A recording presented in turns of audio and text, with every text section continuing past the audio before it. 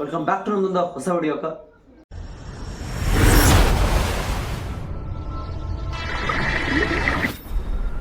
ಈ ಒಂದು ವಿಡಿಯೋ ಒಳಗೆ ನಾವು ಅದ್ರ ಬಗ್ಗೆ ಇನ್ಫಾರ್ಮೇಶನ್ ಕೊಡಕತ್ತೀನಿ ಅಂದ್ರೆ ಕಿವಿಯರ್ ತಗೊಂಡಂತ ಒಂದು ಸಡನ್ ಆಗಿ ಒಂದು ಬಹಳ ಮುಖ್ಯವಾದಂತ ಒಂದು ನಿರ್ಧಾರ.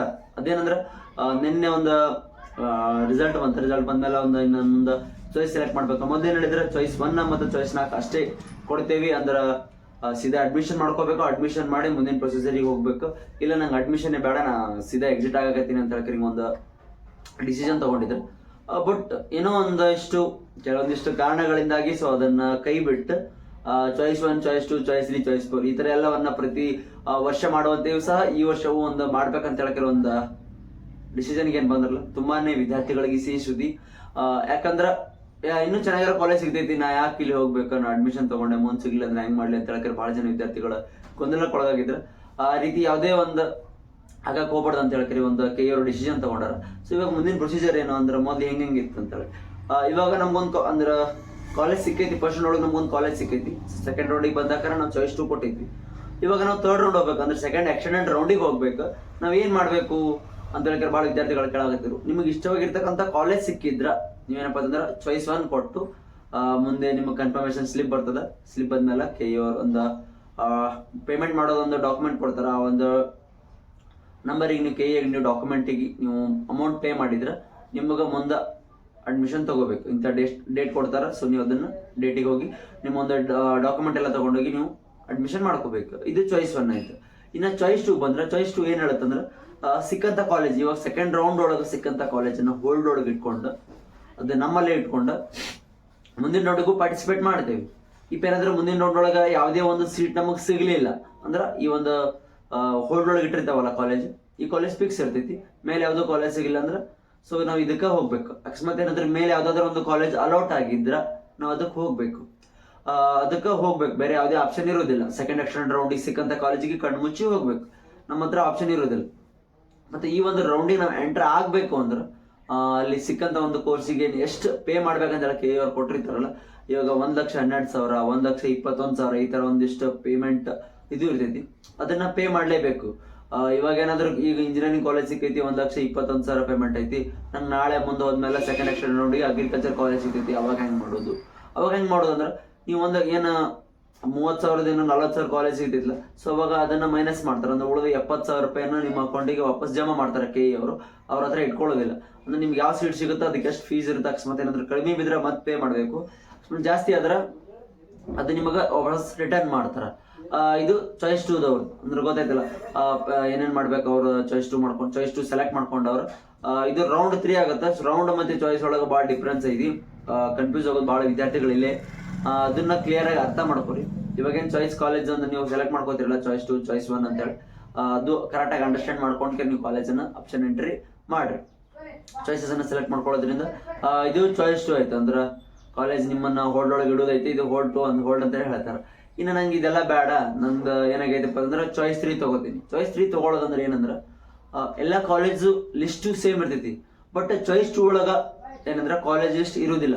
ನಿಮಗ 1 ರಿಂದ 65 ಕಾಲೇಜ್ ಲಿಸ್ಟ್ ಹಾಕಿದ್ರಿ. ಅದ್ರಾಗ ನಿಮಗೆ ಸಿಕ್ಕಂತ ಕಾಲೇಜ್ 54ನೇ ಕಾಲೇಜ್ ಸಿಕ್ಕೈತಿ.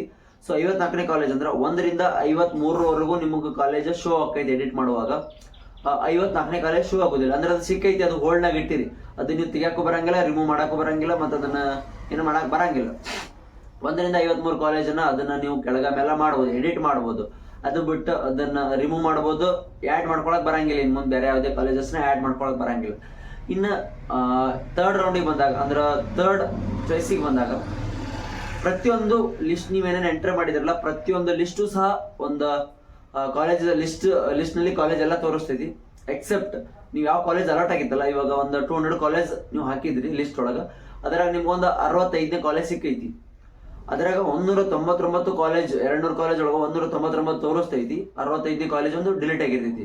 ಅಲರ್ಟ್ ಆಗಿರ್ತಕ್ಕಂಥ ಒಂದು ಬ್ರಾಂಚ್ ಒಂದು ಸೀಟ್ ಡಿಲೀಟ್ ಆಗಿ ಉಳಿದ ಎಲ್ಲಾ ಬ್ರಾಂಚ್ಗಳು ಕಾಲೇಜ್ಗಳ ಲಿಸ್ಟ್ ಎಲ್ಲ ಪ್ರತಿಯೊಂದು ನಿಮ್ಮ ಕಣ್ಣು ಮುಂದೆ ಇರ್ತೈತಿ, ನಿಮ್ಗೆಲ್ಲ ಕಾಣ್ತಿರ್ತೈತಿ. ಅಂದ್ರ ನೀವು ಅಲ್ಲಿ ಮತ್ತೆ ಎಡಿಟ್ ಮಾಡ್ಬೋದು, ಮೇಲಿಂದ ಕೆಳಗೆ ಮಾಡ್ಬೋದು, ಎಲ್ಲ ಮಾಡ್ಬೋದು. ಇದನ್ನ ಮಾಡಾಕ ನೀವೇನ್ ಮಾಡಬೇಕಪ್ಪ ಅಂತಂದ್ರೆ ಕೆ ವೆಬ್ಸೈಟಿಗೆ ಹೋಗಿ 10,000 ರೂಪಾಯಿ ಪೇ ಮಾಡ್ಬೇಕು. ಅಂದ್ರೆ ಚಾಯ್ಸ್ 3 ಸೆಲೆಕ್ಟ್ ಮಾಡ್ಕೊಂಡ್ರೆ ಅಂದ್ರೆ 10,000 ರೂಪಾಯಿ ಪೇ ಮಾಡ್ಬೇಕು. ಮತ್ತಿನ್ನ ಮುಖ್ಯವಾದ ಮಾಹಿತಿ ಏನಪ್ಪಾ ಅಂತಂದ್ರೆ ನೀವು ಆ ಆಪ್ಷನ್ ನ ತಗೊಂಡ ಮೇಲೆ ಯಾವುದೇ ರೀತಿ ಏನಂದ್ರೆ ನಿಮಗೆ ಸೀಟ್ ಸಿಗಬಹುದು, ಸಿಗದೇನೂ ಇರಬಹುದು. ಇವಾಗ ನಿಮ್ಮ ಒಂದು ರ್ಯಾಂಕಿಗೆ ನಿಮ್ಮ ಒಂದು ಇದಕ್ಕೆ ಒಂದು ಸೀಟ್ ಸಿಕ್ಕೈತಿ, ನಾ ಚಾಯ್ಸ್ 3 ತಗೊಂಡು ಕೇವಲ ಟಾಪ್ ಕಾಲೇಜ್ಗಳು ಹಾಕಿದೆ, ಆ ಕಾಲೇಜಿನ ಕಟ್ ಆಫ್ ನಮ್ಮ ರ್ಯಾಂಕಿಗೆ ಕರೆಕ್ಟಾಗಿ ಕುಂದಿರ್ಲಿಲ್ಲ. ಮತ್ತೆ ಇವಾಗ ಒಂದು ನನ್ನ ರ್ಯಾಂಕ್ ಬಂದ್ಬಿಟ್ಟು 50,000 ಐತಿ, ಕಾಲೇಜ್ ಕಟ್ ಆಫ್ ಬಂದ್ಬಿಟ್ಟು 35,000ಕ್ಕೆ ಸ್ಟಾಪ್ ಆಯ್ತು.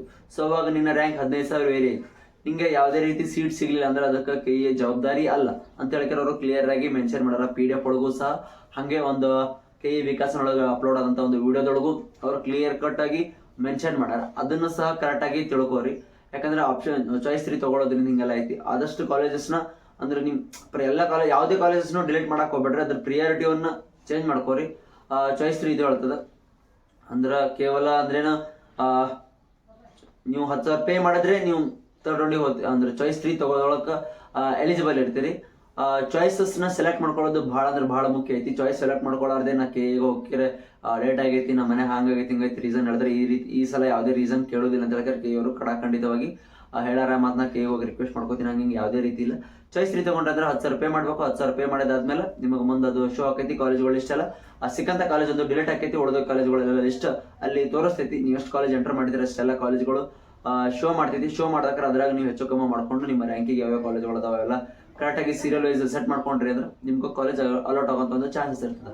ಇನ್ನು ಮುಂದುಳಿದಕ್ಕಂಥದ್ದು ಚಾಯ್ಸ್ 4. ಚಾಯ್ಸ್ 4 ಒಳಗೆ ನೀವು ಹೋಗಿರ್ತಕ್ಕಂಥದ್ದು ಅಂದ್ರೆ ಚಾಯ್ಸ್ 4 ಒಳಗೆ ನೀವೇನು ಹೋಗ್ತಿರಲ್ಲ, ಅದೇನಂದ್ರೆ ನೀವು ಅದು ಸೆಲೆಕ್ಟ್ ಮಾಡ್ಕೊಂಡ್ರಿ ಅಂದ್ರೆ ನಂಗೆ ಯಾವುದೇ ರೀತಿ ಕೈ ಒಳಗೆ ಪಾರ್ಟಿಸಿಪೇಟ್ ಮಾಡಕ್ಕೆ ಇಂಟ್ರೆಸ್ಟ್ ಇಲ್ಲ, ನಾನು ಇನ್ನೊಂದು ವರ್ಷ ಲಾಂಗ್ ಟರ್ಮ್ ಮಾಡಿ ಮುಂದಿನ ಸ್ಟೆಪ್ಪಿಗೆ ಹೋಗ್ತೀನಿ ಅಂತ ಹೇಳಿದ್ರೆ ಚಾಯ್ಸ್ 4 ಹೇಳ್ತದ. ಇದು ಮತ್ತೆ ಸೇಮ್ ಆಸ್ ಯೂಶುವಲ್ ಪ್ರತಿ ವರ್ಷ ಅಂತ ಈ ವರ್ಷವೂ ಸಹ ಈ ಒಂದು ರೂಲ್ಸ್ ಅನ್ನ ತಗೊಂಬಂದಾರ. ಇನ್ನು ಇದು ಮಾಹಿತಿ ಆಗಿತ್ತು. ಇನ್ನು ಯಾರು ಚಾನಲ್ನ ಹೊಸದಾಗಿ ನೋಡಕತ್ತೀರಿ ಬಡ ಸಬ್ಸ್ಕ್ರೈಬ್ ಮಾಡ್ಕೊರಿ, ಹಂಗೆ ನಿಮ್ಮ ಫ್ರೆಂಡ್ಸಿಗೆಲ್ಲ ಶೇರ್ ಮಾಡ್ರಿ. ಈ ಮಾಹಿತಿ ನಿಮಗೆ ಅಷ್ಟೇ ಅಲ್ಲ ಪ್ರತಿಯೊಬ್ಬರಿಗೂ ಶೇರ್ ಆಗಲಿ. ಯಾಕಂದ್ರೆ ಭಾಳ ವಿದ್ಯಾರ್ಥಿಗಳಿಗೆ ಗೊತ್ತಿರೋದಿಲ್ಲ, ಎಲ್ಲ ಮುಗಿದ್ಮೇಲೆ ಸರ್ ನಂದು ಹಂಗೈತೆ ಹಿಂಗೈತೆ ಅಂತ ಹೇಳ್ತಾರೆ ಬಂದು ಕಮೆಂಟ್ ಮಾಡೋದಾಗ್ಲಿ ಮೆಸೇಜ್ ಮಾಡೋದಾಗ್ಲಿ ಮಾಡ್ತಿರ್ತಾರೆ.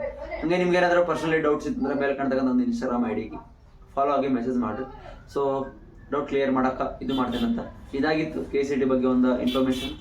ಸೊ ಆದಷ್ಟು ಶೇರ್ ಮಾಡಿ ಅಂತೇಳಿ ಇವತ್ತಿನ ವಿಡಿಯೋ ಇಲ್ಲಿಗೆ ಮುಗಿಸ್ತೇನೆ.